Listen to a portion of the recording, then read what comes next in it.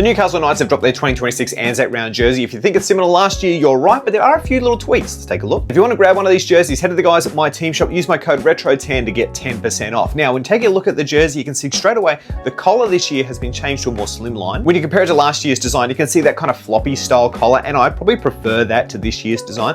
But there is one change from this year that is definitely better. Last year's design had the insignia for 35th Battalion, we'll talk about them in a second, at the bottom of the jersey. The problem was when the players actually wore them, the bottom of the jersey rolls up and that just all got lost. This year it's been moved to the shoulder, which is not only a wiser choice visually, but also where the original soldiers had it on the uniform. Now, as mentioned, this design centers around the 35th Battalion, nicknamed Newcastle's own. During the First World War, 600 local men from the area went and fought from the Western Front under this 35th Battalion badge. The colors of 35th's emblem, namely cinnamon and emerald, have been added to the jersey. The actual design of it comes from a Newcastle representative strip. For the second year in a row that hasn't really been mentioned, I assume it's more they're pushing the Anzac line and just not want to muddy the waters. And one other thing we love to see when talking Anzac is the flags of both Australia and New Zealand. And look, I don't want to dwell on this too long, but the sponsor integration from NIB and Mac Jones here is fantastic. It is a little bit of a bittersweet moment knowing what we could have as opposed to what we usually get on the home and away kits. All in all, I really liked this jersey last year. In fact, it was my Anzac jersey of the year, and I still like it this year.